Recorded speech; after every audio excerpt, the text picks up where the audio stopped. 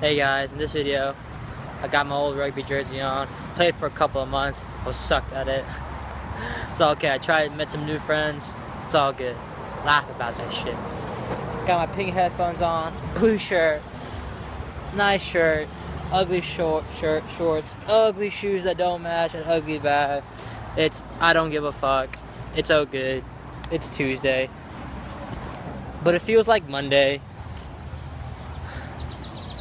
But yeah, so I'm just riding in the bike with a little bit of rain. Just to remind you guys, it's okay to ride on the bike when it's raining, you know? Yes, be safe, but, you know, I'm just riding around while it's raining. Not that much rain. Decently sized, you know, but nothing that a good helmet with the top can't cover. I'm feeling pretty wet anyway, because I would be wet if I was riding my bike and wet while it's raining, so it's okay.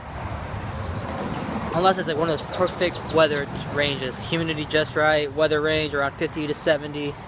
Oh my god, that's just like perfect riding weather. Alright man, I'll see you later. About to go do some finishing administration work. See you later.